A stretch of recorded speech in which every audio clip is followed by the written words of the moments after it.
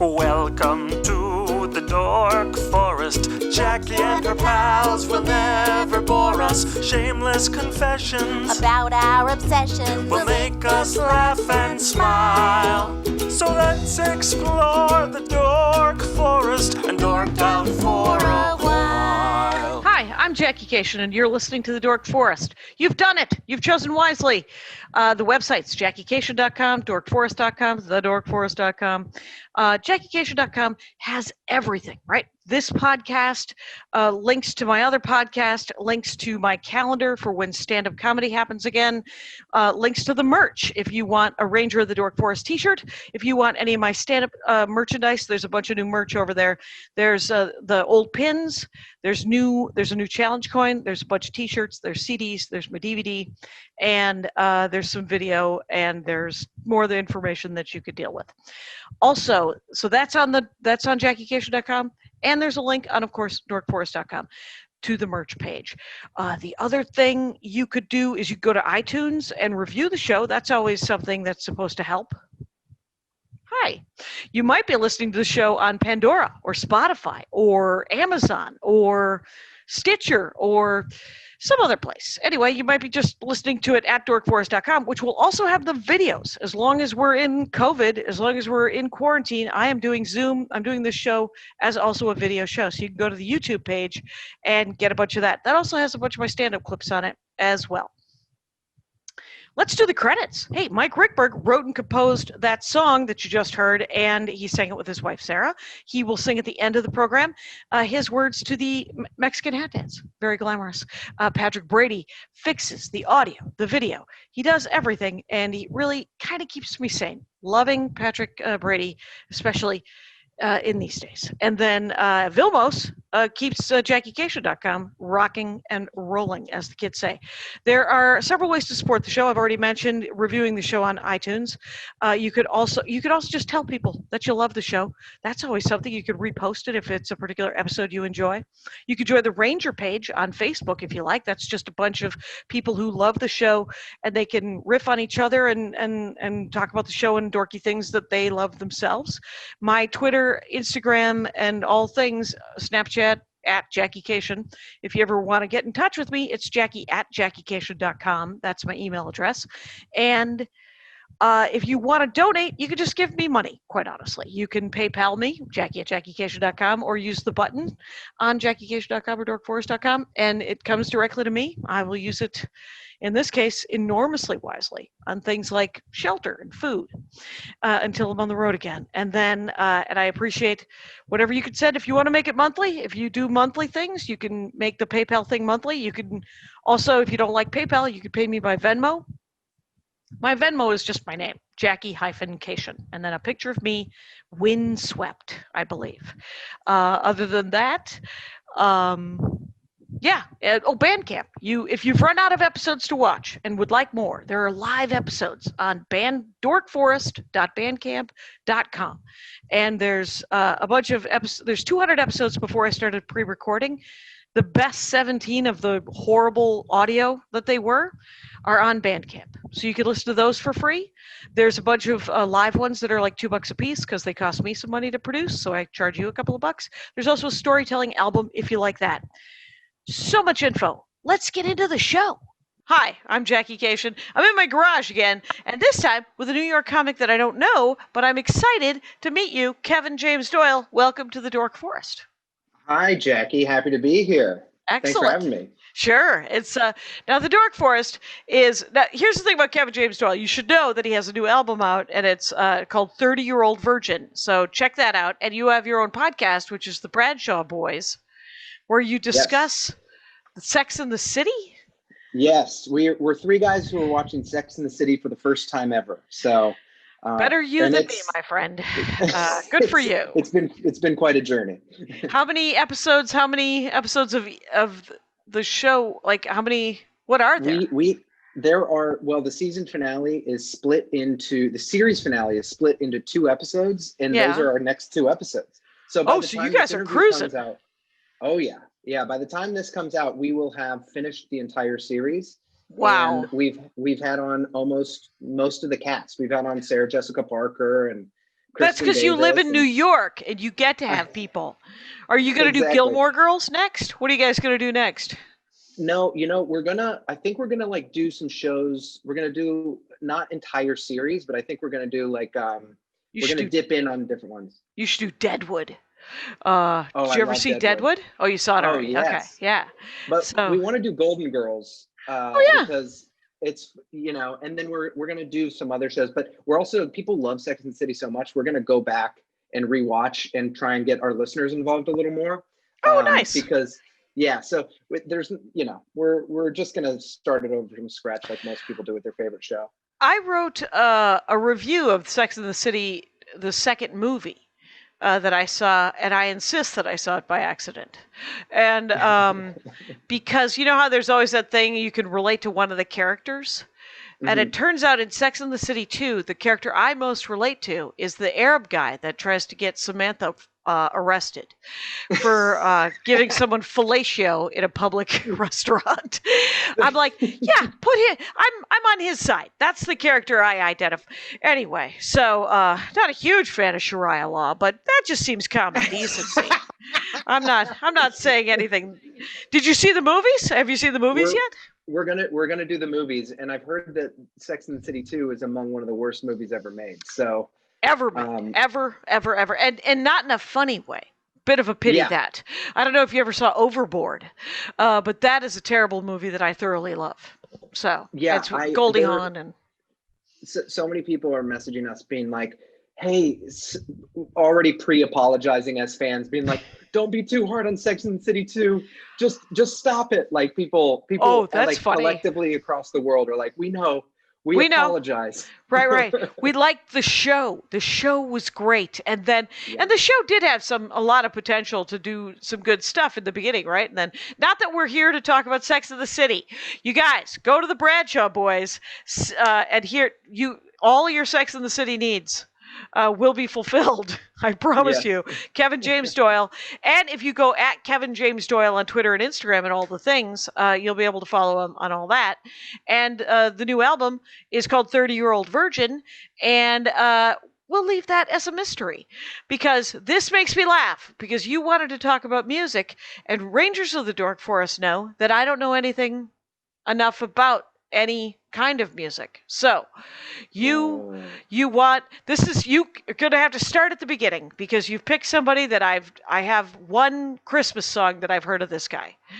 Okay, Christmas Card from Hooker and yes, that's the one. The Minneapolis one? Is that set in Minneapolis? Yes. That's why I've heard it.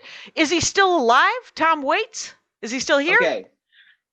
This is such a great like an hour before, I was just like, what if I forget everything that has ever been happened? You think, and now I'm just so excited to share this person with you. So I was playing video games when I was like 14. I was playing like Madden 1998 or something. Good for you for playing it not as a button masher. Go. Yes. And when I turned it off, Letterman was on. It was late. And there was just a Cookie Monster guy like screaming into a microphone. And I just remember pre-internet, I saw that and then they went to commercial and I never got the person's name. And it wasn't until like 5 years later that I heard the voice again and I found out it was Tom Waits. So I went to the local record store and just like literally the world opened up to me because he has had so many albums out by that point. So his career, I'll start with his like career with the album you're talking about, which is like he was kind of like a lounge singer. Okay. And he was kind of just like Tom Waits of the Gravel Voice was a lounge singer? Kind of like drunken lounge singer. Think that. Okay. It's like, hey, how you doing? Like the Pogues? Like the Pogues. Yeah, I don't know. That's more pub music, maybe. Yeah, it was just like drunken piano ballads. Okay.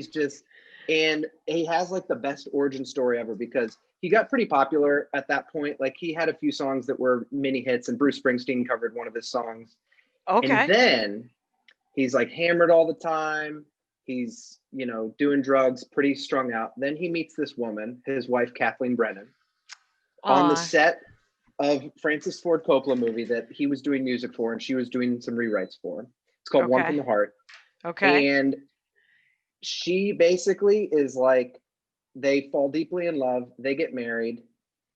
She gets him sober, and his music went fucking bonkers after that. Like, he got sober, and then his music just turned into the most insane, unusual stuff ever. So I just love that, like, he got sober and fell in love and became a family man, and then his art went off the cliff of into crazy town, and it's like the coolest. His music gets so weird after that. So then he kind of put the piano away and started like literally like playing with like trash in a room and beatboxing and crazy stuff. So Okay. Wow. Okay. So while you told me that fascinating story, I googled two things. Yeah. One from the Heart was a movie that came out in 1981, mhm. and he was already very successful if he's writing the soundtrack to a film, right? Yes. So he must Yes. have been around before 1981 doing music. Yes. Okay. So closing time was probably 1975. Okay. And that's kind of that's his first album, and it's like, I think, Capitol Records, and it's like him, like, pretty poppy music. I mean, Okay. poppy by his standards. Like, you still listen to it when you look on Spotify. It's still his first single from his first album that is still his most listened to song, and Okay. it's just like, well, I hope that I don't fall in love with you. Like, it's got like, it's like kind of hipper, Jim Croce-ish, not that Okay. kind of like normal sounding Just pop music. Like, right. Just sort of a ballad, just ballad yeah, stuff. Okay. All yeah. right. And in 1980, he was 30 years old. That's the Oh other my thing that we know. gosh. Yeah, because he is Um, 70 years old at this time, according to Wikipedia. I don't know if you do this, but whenever I compare ages of what people did at what time, like, I always immediately am like, what am I as successful as Tom Waits at 30? Obviously not, but I find out, Wow, like, that's gonna beat you up forever if you keep I doing that. know. Because I don't think you're much older than that, right? I didn't. Isn't No, your album called 30-Year-Old Virgin? And exactly. yeah, that's hilarious. Yeah, no, yeah, I don't recommend that, especially since he was such a mess when he was 25. Yeah, So exactly. yeah, Yeah, well, his career, a lot, like, some of his most successful songs now are from that pre era. Like, when you look at numbers, when you okay, look at strict numbers, yeah. it's like he has a song called "The Piano Has Been Drinking" that's like still pretty popular, and he has a lot of like, uh, kind of like, Those just, anthems for young men kind of thing. There's like yeah, Hunter S. Thompson, David Foster totally, Wallace. I'm gonna be an emo dude over in the corner, but I'm also incredibly, artistic, but I'm also hammered and drugged up. So yes, and that very like, I think he dug into being like, you know what it is to be if I play piano, like, I have to be drunk, or else is it even art? right. It's everyone falling in love with. They're like, well, maybe if I got drunk, I could, Yeah, or if I did drugs, I might be this amazing. But then you just said in 1981 or so, he sobers up, and his career changes diametrically, or yes. So he comes out with this album called Swordfish Trombones, which I still like his older albums before sure, that, but like, I don't. But Swordfish Trombones is like, people were so confused. They were like, "What is this?" There was still yeah, some piano stuff going on, but like weird, marimba, yeah, the marimba, marimba. Yeah, yeah, there's like marimba on there, and there's like really weird percussion things, and then most of all, before a lot of that, he would sing like, I don't know, he'd sing kind of like this, like, how you do, and then his voice like literally becomes Cookie Monster times 10. Like, he starts doing insane stuff with his voice, that are just like, that it sounds like it turns off so many people. You're yeah. either like with him at that point, or you're not. And like the next 30 years, like, he doesn't do any favors for people that need a pretty voice. He's like, Okay. um Does he and have so this? So that isn't his voice, the one that he's singing sometimes? he has, like, he even talks about it at length in some interviews, but he's like, I thought I had one voice, but he's like, I think my voice is just like, you can play a song 50 different ways. He's like, every single song that I have calls for a different voice. Okay. Um And so there's like beautiful little songs that he has. He has a quote where he says he writes grand weepers, sad songs, and grim reapers. So he has songs. Okay. He has songs that are called like Misery's the River of the World. And then he has like a song that's called like You Can Never Hold Back Spring. And they're like these like beautiful. So he's like a cool version of Harry Chapin. Yeah. I don't know if you've ever heard any. Yeah. So he's it's totally. like a cool. I don't know. I used to love Harry Chapin when I was in college back in the 12th century, and and it was sort of that. He had this song. Harry Chapin had a song about a baby dying, a newborn. And then he also had this song about, man, you're doing it. You're keep going. I wish I actually, I think he only had, that's actually not true. I don't think he had a spring song. I can't remember because I can only remember Taxi and Cats in the Cradle. And, Cats in the Cradle is one of those songs that, like, you're just like humming along and then you listen to the lyrics and you're just like, oh my gosh. Yeah. It's like so tragic. Yeah. It's tragic and you're just like, dude, just call your dad. It's not, I mean, exactly. He did the best he could. He's probably an idiot. And you just gotta forgive him. Yeah. Get a coffee. Yeah. Yeah. So that's kind of, so Swordfish, like so in 1983, he releases this Swordfish of Trombones. Yes. And that is kind of he got a new record label. He left his record label so he could have complete artistic, and also his wife, actually from this point on, he credits every single song that he writes with his wife. Everything's co-credited. So from the second he met his wife, everything is written by Tom Waits and Kathleen Brennan. And he has lots of quotes about it. He says like, people are like, what's your process? And he's like, I wash the dishes and she dries them. Like he basically like, he finds this artistic soulmate. And he has another beautiful quote where he says like, even if she didn't work on the song with me, she inspired it. And so she is part of every part of his process. And Swordfish Trombones is the first version of that. That's their first collaboration. That's his first time on this new label. Mm-hmm. And he kind of finds his footing, and then his probably like artistic masterpiece is the album that came out after that, which is called Rain Dogs. Rain Dogs. Yes. Okay. And by this point, I was born. This is when I was born. When I found out this is the year I was born, I was like, I like kind of attached myself to that album. I was like, this means something. It was. And I love you're great. you're just like, no man, it's got to be about me. I don't think you get it. Anyway, but I mean because it's like it's what we all do, but yours is such it comes from such a sweet place where you're like, no, this must mean something, right? I mean, I'm right here. And it's awesome. So, so Rain Dogs, is it good?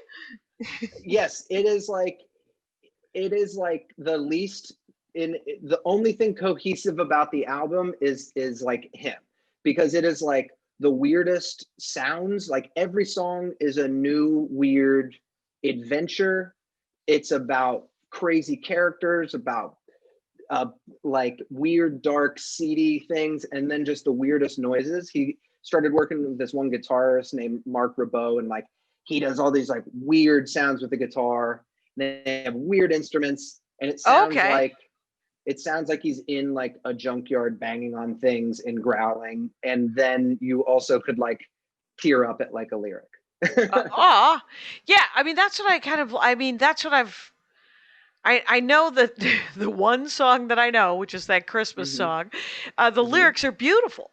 He seems incredibly poetic and really, it's, Well, there's something so like masculine and like intense about his energy, because he's very like if anyone hasn't heard his music, which a lot of people haven't, but it's like he sounds like he's like every time I go like, and so there'll be a song like that, and then he has a lyric called no one puts flowers on a flower's grave, and it's just like you're just like how does this dude what he just like is so in touch with like his emotions, and then also just like you just don't hear that coming out of that voice.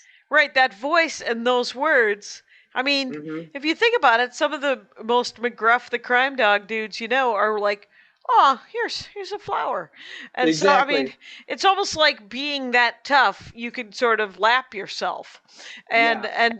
and be okay with the emotion because he's 70. I mean, it's not like it was encouraged in 1965 to be a 10-year-old with aware of your own emotions. Yeah. And Yeah.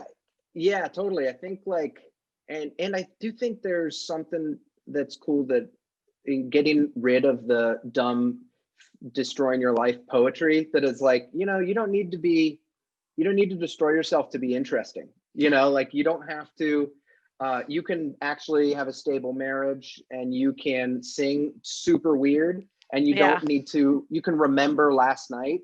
yeah, That has nothing to do with whether your music is good. right. It's one of the great fears and one of the great myths, the Mhm, Hemingway kind of Hunter S. Thompson, where totally. there has to be mental unbalance, there has to be drug and alcohol use, there has to be all of this, violence or some damn Yeah. thing. You have to be broken in some way to create this art. Yeah, and even I think I'm a big Beatles fan, but everybody loves to, and it's just because they're more popular, but everyone loves to be like, this is when they did acid. This is like when you can hear like they started smoking weed on like during these albums, and you can hear that with a lot of 60s music. Yeah, And I think there's still like there's like a weird everyone gets so thrilled about like then they did drugs, then they went nuts. Then and right, same with like right. lots of musicians. And this is the for me, it was super influential and like I don't get into drugs and stuff, but just to hear like an artistic opposite story of that it's like this dude Yeah. literally became the most vanilla life and his art Off went the insane. rails.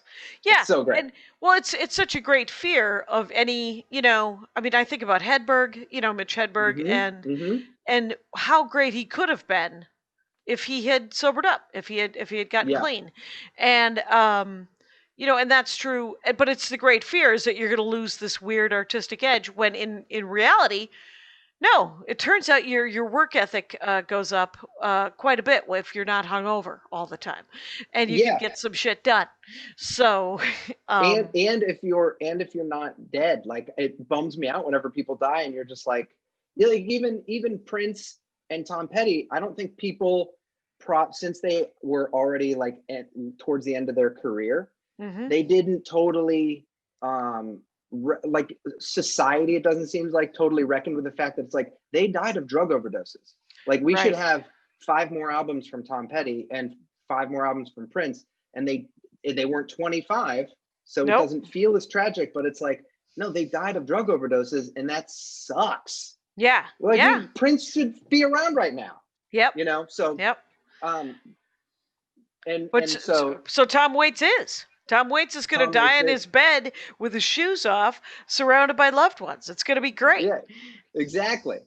So okay, so Rain Dogs is masterpiece album. If anybody out there wants to get into Tom Waits, you start with the early stuff. That is like that's your light drugs, and then once you do Rain Dogs, that's your hardcore art drugs for Tom Okay, Waits. That's the right. pure stuff. And then one cool thing about that was I bought Rain Dogs because Okay. that's what someone told me. They're like, you got to buy this album. And I listened to it and I gave it to my friend. I was like, this sucks. This is the worst thing I've ever heard in my life. And this is after I was already a fan of his Right, you earlier were stuff. right. I went to Circuit City, RIP, and I got Rain Dogs. Speaking of losing it all because of drugs, fucking Circuit City, man. Good Lord. Come on. And Best Buy, they actually, they stuck around. They were nice. Best Buy They was the pimp, man. kept their Best shit Buy was the together. one. He was the one. Hey, Circuit City, have you tried this? Look at this. Look Exactly. at this adapter. Anyway, so bad. Go ahead. But neither of them were ever as bad as Radio Shack. That was Which holds on. Which hold both Best Buy and Radio Shack are like by the skin of their teeth. They're holding on. Hilarious. So I got that album and I listened to it once and I was like, what is like brain couldn't compute. I gave it to my friend and and then he had it. About 6 months later, he gave it back to me, and he's like, "I don't want it either. I'm going to throw it away." I was like, "Well, don't throw it away." He gave it back to me after 6 months. I gave it another shot, probably out of some like, I know I'm supposed to like this because cool people said I should. Right. And it totally clicked. Like I fell in love. I totally understood it. I totally wasn't bothered by the voice anymore because it is like really aggressive. Like I can't play him around my mom, or else she was like, "Why? I just don't get it. Why? Why?" It's just real. Is it just loud and a lot of zzzz? Is it, or is it drum? Is it percussive? It's mostly just his voice. It's like it's everything about it is weird. But if he was just singing over top in a normal way, but like he's just barking like a dog, or he's like, even a ballad, he's like, "Everybody listen to," like it is very just like you're concerned for him. You're like, like stop smoking, and he's like, "I did." Okay. Do you need some tea? Do you have did you listen to it start to finish? Did you just go, I'm like we're all told to listen to albums? Yes, and I still am kind of addicted to that. Like it's still hard for me to not listen to albums all the way through, but I specifically remember starting it, going to the end, and listening to it all the way through 3 times. Okay. So just sitting in my room 3 times in a row, just world opening up before my eyes, you know. And this is 1985, so like he's still is he still writing and producing music? Oh yeah. So he his like since then he came out with an album that was even weirder, that won a Grammy and more people. And then Keith Richards found out about him, who's the Rolling Stones guitarist. Yeah. And Keith Richards is like a huge fan. Keith Richards is like Tom Waits. So he's the type of guy that has like famous people more successful than him are like, "You are the guy," you know? Yeah, right. So he probably has 10 or 15 albums since Rain Dogs. Okay. 10 or 15. Well, that makes sense. 85. Yeah, it's been it's been 35 years. So he could do, so that's an album. That's a lot of albums. His last not his last album. His last album before, like 2 albums ago, he never played piano, and it was almost like, I would say that this was like the full the climax of his like weird origin. Like he gave up playing piano at all. Like this is the first time he didn't have that, and he started beatboxing.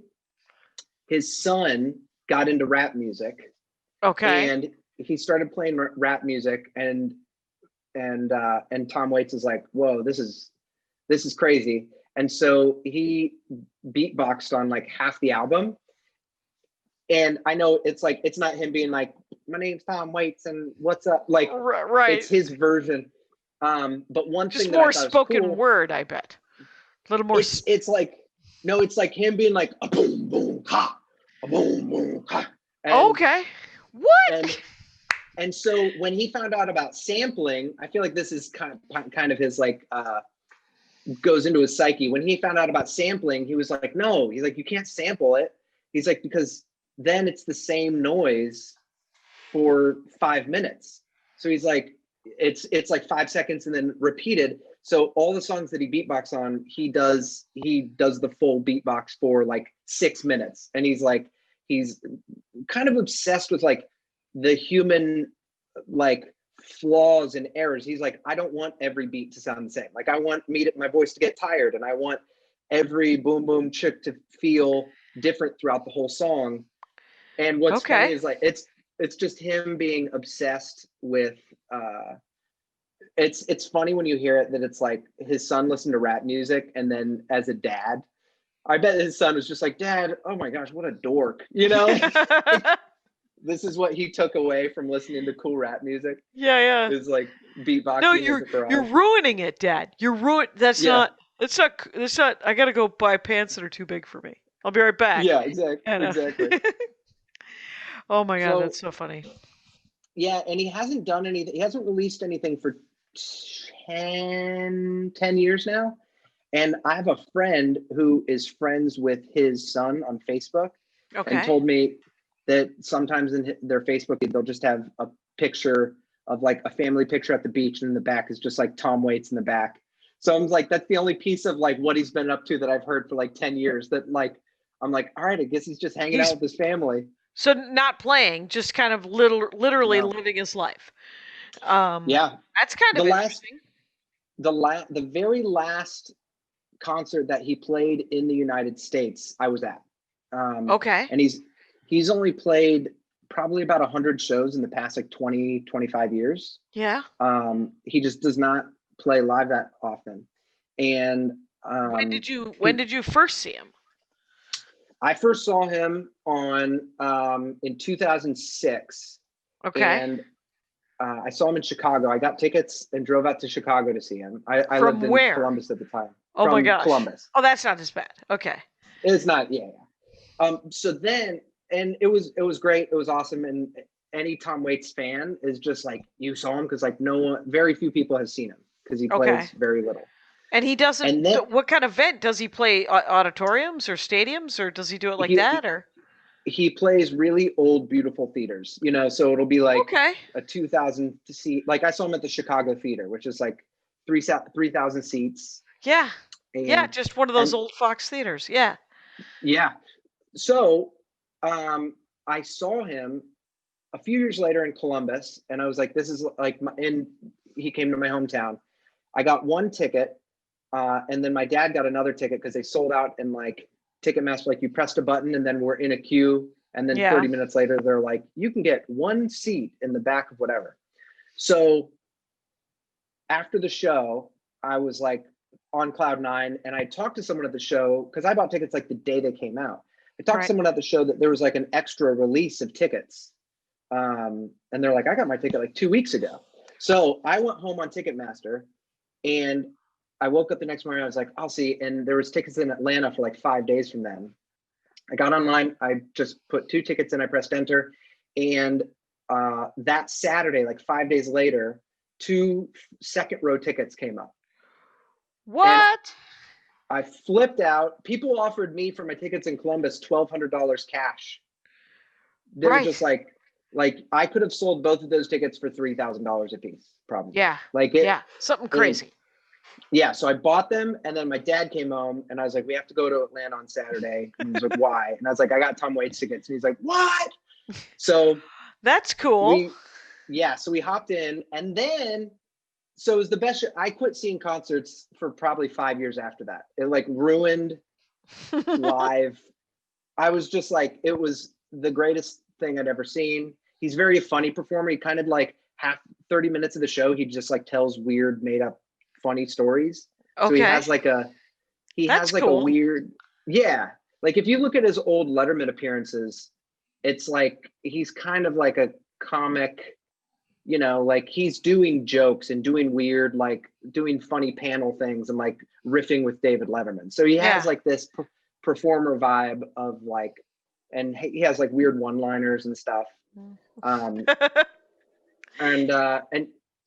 yeah, I saw that. And then NPR released that concert like a few months later. They were like, here's a live audio of this show that Tom Waits did in Atlanta. So I have like NPR released this like 2.5 hour show that I was at in like perfect audio, so I get to like relive it occasionally, which is and that was like 2009. So yeah, that was 2008. It was a month before I moved to New York City. It was July of 2008, and then I moved to New York like a month later. Okay, so wow, so you have you seen him since? That's the last show he's played in the United States. So he hasn't played a single show. He hasn't played a single concert. But you've seen him 3 times. Yes. And I've seen like 60-year-old dudes with Tom Waits shirts on. And I'm like, did you ever see him? They're like, no, that's my dream. And I was like, if I tell them I've seen him 3 times, they're like, don't want to talk to me anymore. They're it's why. Yeah. But it's almost like you kind of just want to say, you're right to want to see him. Because it is really cool, but it feels like you're sort of rubbing it in their face. And you're like, no, I don't want to be a dick, but I just want to tell you that you're right. It's a really cool show. So Yeah, and also I get kind of like a bone to pick with people that don't see live stuff, because all I've done is gotten on Ticketmaster and pressed enter, and I can understand like not, but it's like if you have some amount, unless it's like cost prohibitive, Yeah. it's sort of like with any live things. I'm like, whenever You people are should, like, "Oh man, you gotta right. go." Right, you got to go. And it's interesting because it's almost like if yeah, so like I wanted to see Hamilton, but it was cost Mhm. prohibitive. I couldn't Yeah, do it. And so it took a couple of years, and then I saw it, then I saw it again, and I was very pleased. But but I don't it would be weird if I were to be mad that someone saw a show of something that I was unwilling to put the effort into going to. Like, yeah, I'm not a big live music person. I find I yeah. like listening to music on CDs and digital. I just like to listen to music. I don't Yeah. necessarily need to have my hearing destroyed Do you? I in mean, the event. you're a live comedian performer, and Hmm. it's sometimes it feels like pulling teeth. Like you kind of have to put the work in to get people to come out to enjoy live things, like because it is so much easier to sit at home and be like watch TV, but it's Yeah. like there's not a single television show or movie that I experience in the way I have anything live, but it's like it's I don't know, like I remember that show and a few other times, like I go back to that in my brain all the time because I'll never be able to do that again. That is it. And I don't know, there's just like I could yell forever about how important it is to get, like it's great that you went and see Hamilton. I still talk to people that are still just like, oh man, I would love to see that, or like how'd you get tickets, and it's like, well, I mean, I bought them. I don't know, Yeah. like Yeah, I saved up. I bought some tickets. It was weird yeah. to spend a lot of money on something, but I was psyched when I saw it. And then when the original cast came out on Disney Plus, I mean, now everybody can see it, and they did an amazing job with it, quite honestly. Yeah, The filming of I it, don't want to. and I don't want to make you jealous, but I saw Hamilton the night. I just did what you're saying. I just was like, put it on a credit card. I was like, whatever. And I figure went it that out. night with the original cast. Oh, And that night they came out and bowed. And then they were like, we just found out Lin-Manuel won the Pulitzer.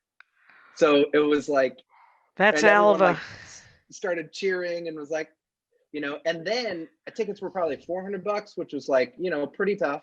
But the Yeah. next day, tickets from then on for like a year were the cheapest ones you could get were like 800. And I was like, Right. It was $800 to $1,200 plus a flight to New York and a hotel. So I couldn't do it.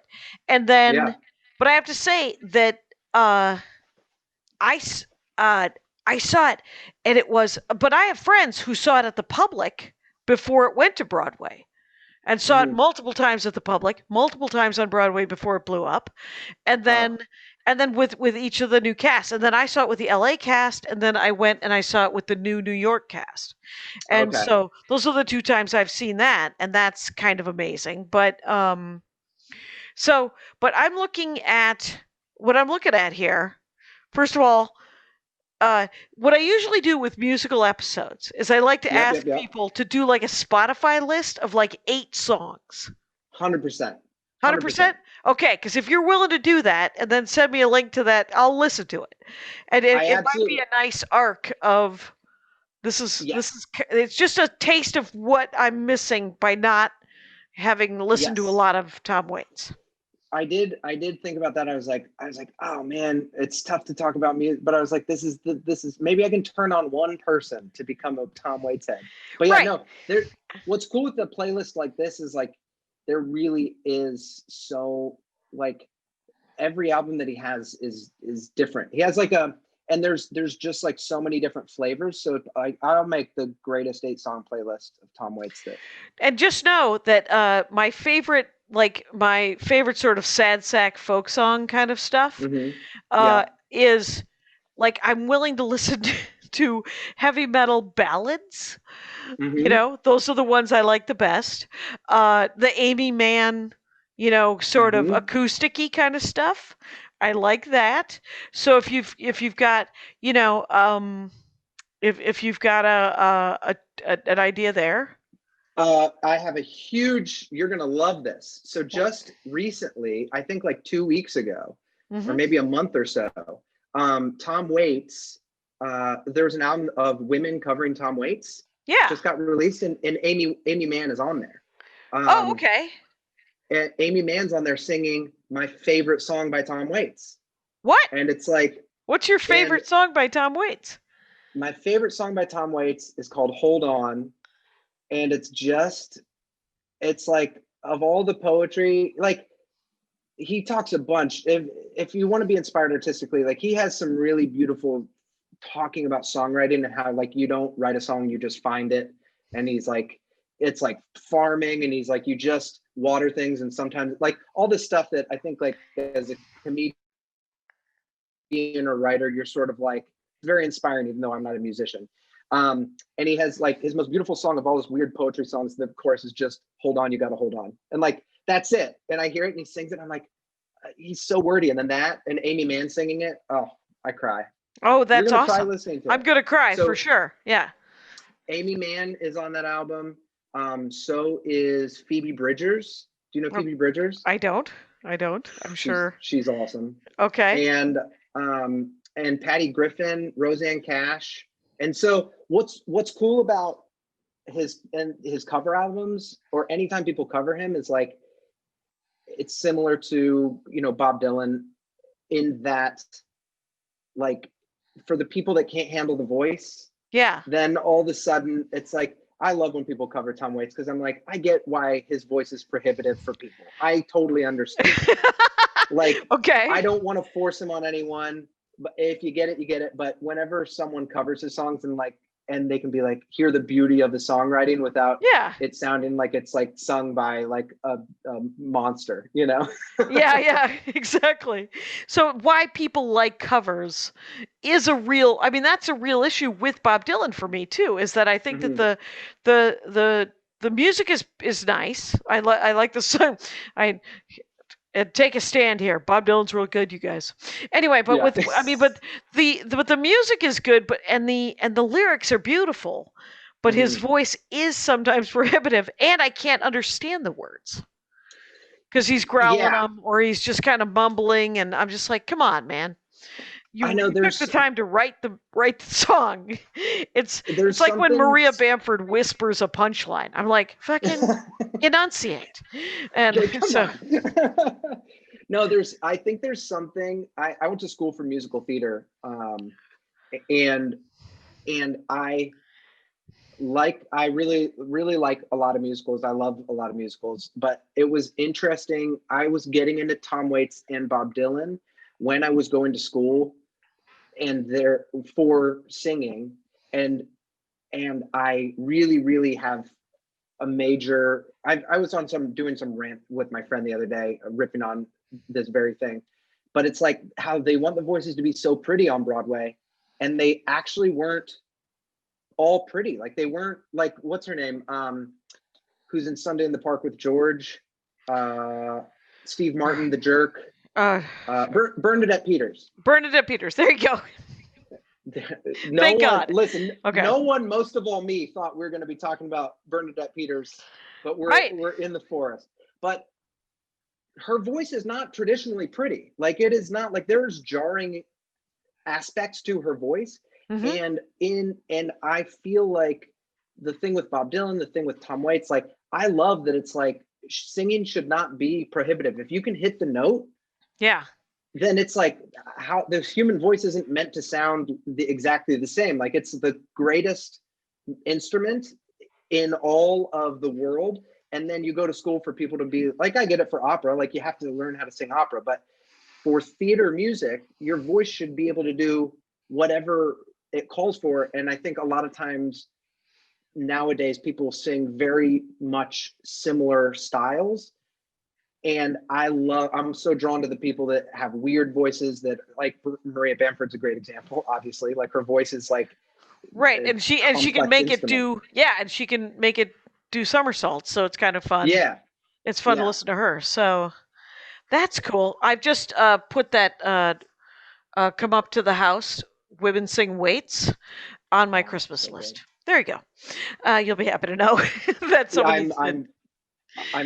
I'm excited for you. That'll I think be great. also like that's just a fun. It's cool that a person exists that like sings in weird ways. Like I'm glad there's 80 people that aren't doing it all over the radio. It's just he's like seems like I'm glad there's this one weird person out there doing his thing that doesn't give a fuck. Like Yeah, yeah. it's he's doing it. I mean, do you feel like he's doing it for himself? And if you like it, you like it.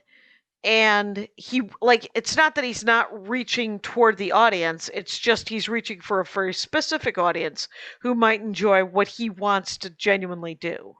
Yes. Yeah. And I think that's very inspiring because I think it's like it was probably scary.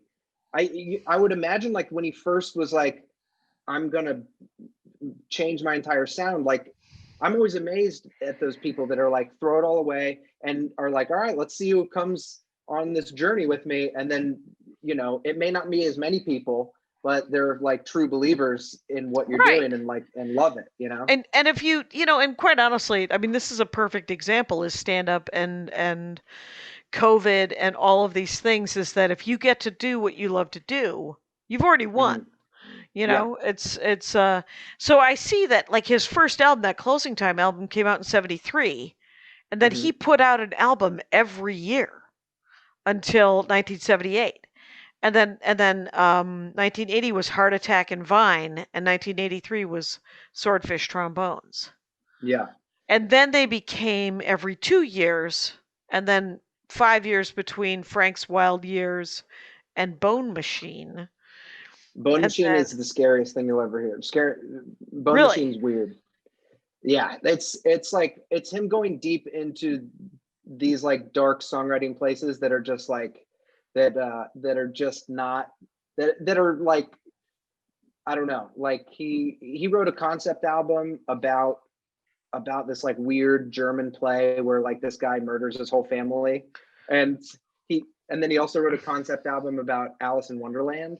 Okay. And so like, now this is Stone Cold Sober, the Bone Machine. This is 1992. Yeah, exactly.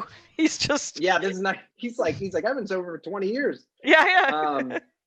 There is. I think this is my projection, but I feel like maybe the downside, or not the downside, but it's like all of those albums when he's releasing albums once a year.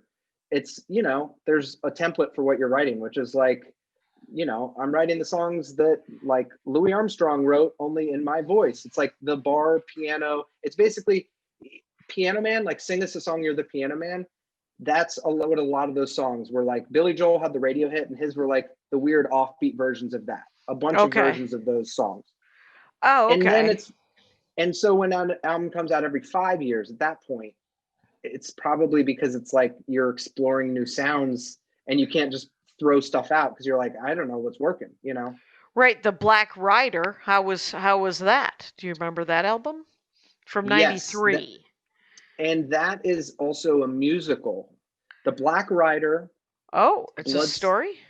Yes, it is. It's like what is it? It's like a Faustian story, and it's about a guy who wants to like woo his love. And so he like trades to get these like certain arrows to be able to impress her with his archery. But then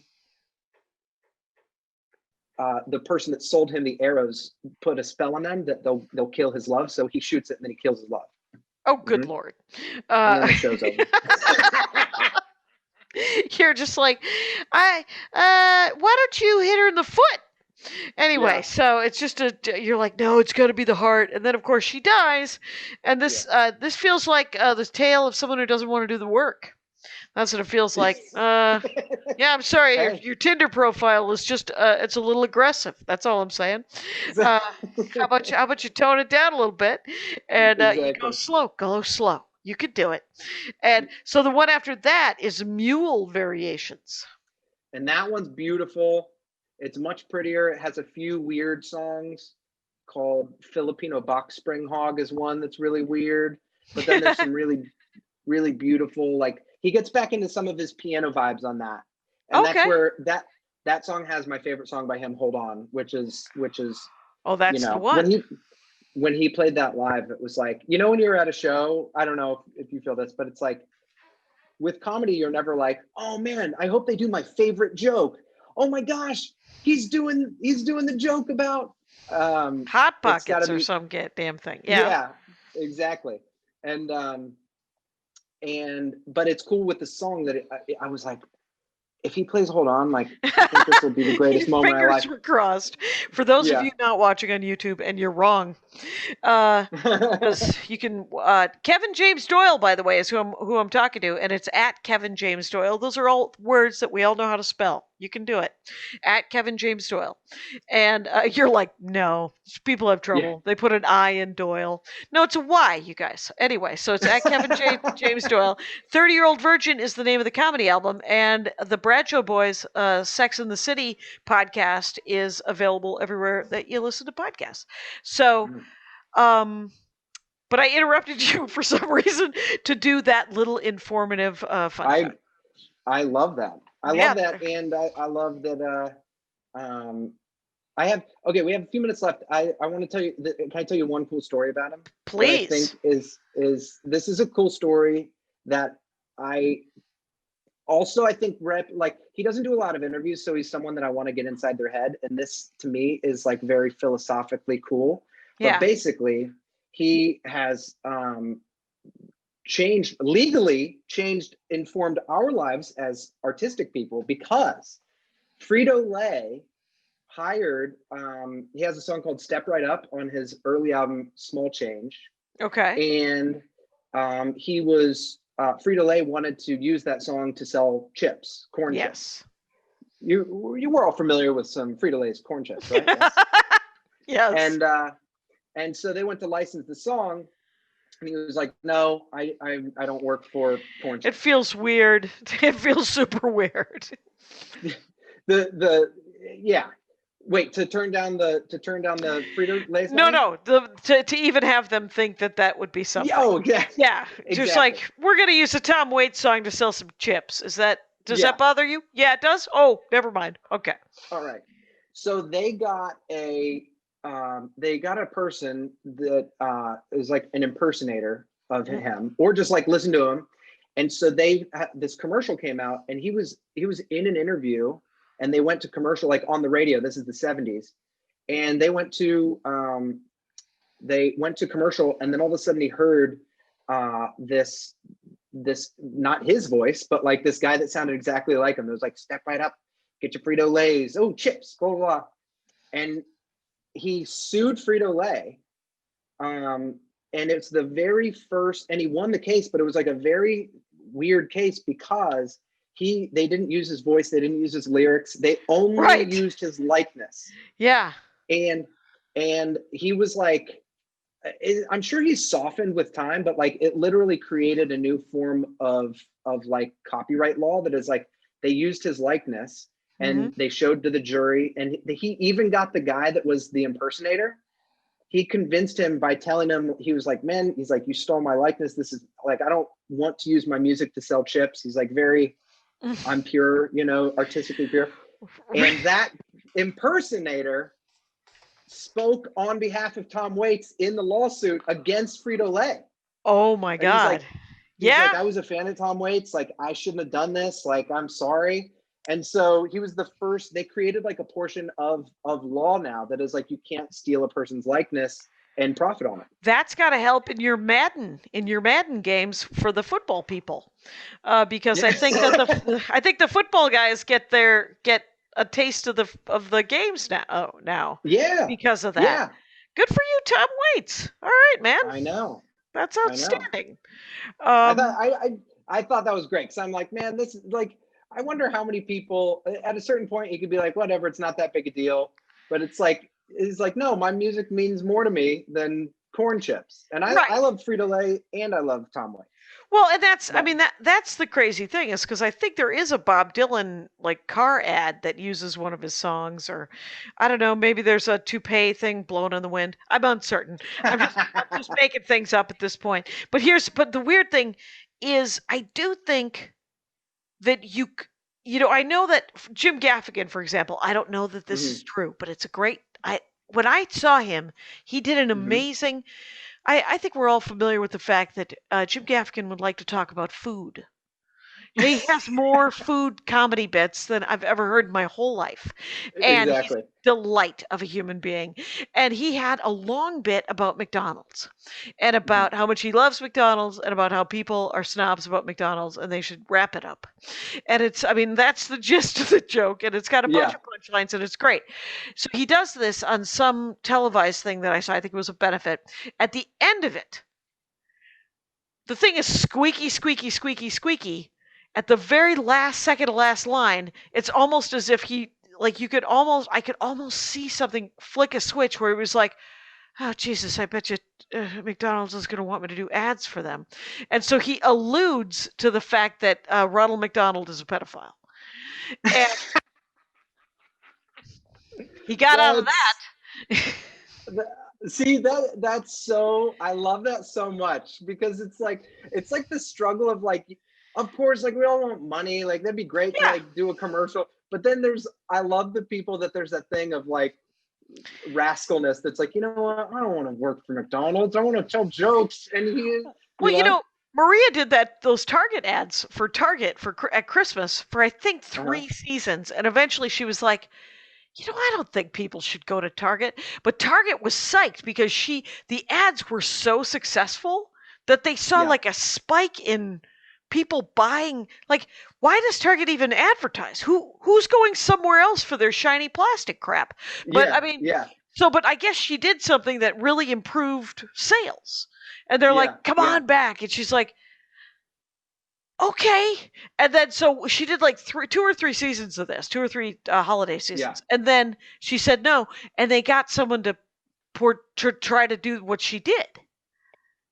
And what she had been, if you look up the ads, because they're on YouTube, the ads are, she plays herself and a sister. She plays 2 characters, 2 sisters. One is wild and crazy, and the other one is all buttoned up and super OCD and is making 1,000 things by hand. And they both go to Target, and they both love Target for different reasons. And so they split it up to have 2 actors do that. But the weird thing is, if you look at the acting from her to the new thing, the new actors, the new directors, whoever was doing it, didn't really get what Maria was doing. Because if you watch those ads, they're enormously subversive. You can't, at no time, she's like, this is nuts. I know it's nuts, but I love it so. It's like if she only ate Frito-Lays and ate them all, and that was the ad. Frito-Lays might love that, and people might buy more Frito-Lays. But if they got someone else who didn't get that eating, it would just look gross. Yeah. And that's what the 2 people. And I don't think that's anyone's fault. It was just vision. Well, it's vision, but it's like, I think it's hard to explain, but it's like, that's the difference between like the copycat and like the raw uncut artistry of someone like, and I think that there is something to that it's like, you see something that it's like, Tom Waits didn't have to exist. Maria Bamford didn't have to exist. They started to exist. And then it seems regular. Like, it seems like, oh yeah, like you do silly voices and also like you do this. And then, like, I'm not punk rock to the point where I'd be like, oh, like I've done commercials and I would still do commercials. But it is really... I've done some ads on this very program. There you go. Yeah. But it's cool also when you see the people that it's like, oh yeah, like Maria Bamford's so brilliant, so good that she can bring something to Target that they could never even think of themselves just because of the way her brain works, you know? Yeah. And then you want to put a dollar amount on it, and it's like, And it's like, yeah, there is a dollar amount, but it's great. It's cool to see people that can walk away from the dollar amount.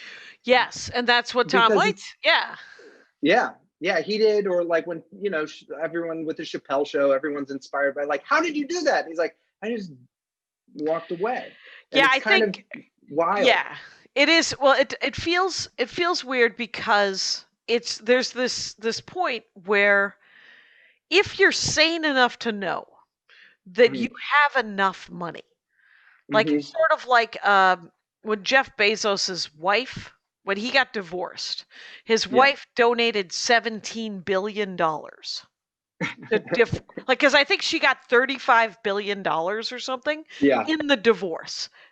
Billion. And she was like, I think I can donate like half of this and still be okay. Yeah. And that's a real sane kind of, you're like Jeff Bezos has $1 trillion.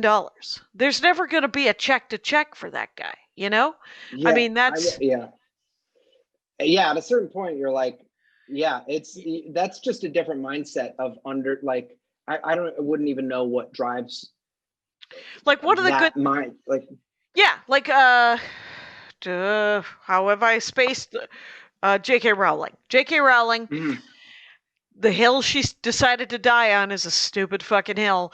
But here's the other thing: is when she first became a billionaire, and she did probably 10 years ago or whatever, she donated enough millions to make her not a billionaire. She was like, I don't want to be a billionaire. And now she's a billionaire again because it turns out the money's still coming in. Like it's not like people are still buying Harry Potter. Yeah. Right. Yeah. I mean, quite honestly, if Jeff Bezos gave away, he's worth something like $900 billion or as close. He might be the first trillionaire or something like that. Yeah. Like if he gave away all of it, like if he kept $1, he would be a billionaire by the end of next year. It would be fine. And so it's just dumb. But I hope that one day that I will walk away after, because right now I make thousands of dollars. Well, when I work, not right now, but like when I look at like how much money I'm making now, I'm like, I feel fabulously wealthy. Like I bought a pair of shoes the other day over the internet that I was like, they may not even fit. I'm buying them. And they were like $70. That feels super wealthy to me. And that is when you're around super rich people, if you've experienced enough of them in New York, that you're just like, they're not there's no way that you can know it until you like live it. But it's like, truly, if you're provided for, you have like, there's so many, a little that's gratitude. a good outlet. Yeah. Just enough to be able to buy some shoes that you haven't tried on. I think that's the level of wealth. Right. I live indoors. I have food. I have a car with gas in it. These are all very, this is, I'm covered. I think month to month, I've probably got 6 months and, and I'm grinding it out right now because it's COVID. Yeah. And I'm like, I'm working my ass off to make $300 like $200 or $300 a week doing Zoom shows. And I'm like, just something coming in. So I'm not, it's not all going out. And I'm fine. But I remember when we first went into lockdown in March, I bought like 10 pounds of rice and 10 pounds of beans. The rice moths got into it. I had to throw away fucking 5 pounds of rice. I was so mad. Anyway, I've digressed completely off of Tom Waits. No. We're at an hour, but what would you, will you make me a nice mix of Tom Waits? It doesn't have to be the covers. Yeah, no, I'll make you a playlist of Tom Waits and I will find a nice 8 songs, and I have a short little interview with them that maybe you'll find fascinating. Oh, that you talked to Tom Waits? You talked to Tom Waits? No. Just an interview. Oh, I was like, holy smokes. Yeah. That's talk about burying the lead. Exactly. Here we are. I'd love to find that out in a minute. Like, I'll tell you about it next time. It wasn't as cool as I thought it'd be. It was just like I was like, come on, man. It totally don't meet your heroes, okay? his breath smelled. No, I'm kidding. No, it was, Oh, that's awesome. Okay, so Kevin, James Doyle, don't turn off your recording device. I would like to thank you for being on the Dork Forest. This was fascinating, and I look forward to getting this. This wasn't. I didn't feel as bad about not knowing who he was as I have with other musical heroes. So. well, thanks. I hope it was fascinating and not. Yeah. Not. I hope if I'm excited for you to hear the playlist. That's what I'm excited. Me too. So Kevin James Doyle at Kevin James Doyle at all the places. 30-Year-Old Virgin is the name of the album, and the Bradshaw Boys is the name of the podcast. Thank you for doing the show. And Rangers, you know the rules out there. Take care of each other. My hat, my hat, my hat. They're dancing around my hat. My hat, my hat, my hat. Well, what do you think of that? If it looks like a Mexican hat dance and it sounds like a Mexican hat dance, it's most likely a Mexican hat dance. So take off your hat and let's dance. Yay! Oh my God. Why don't we just call that as the end of the show?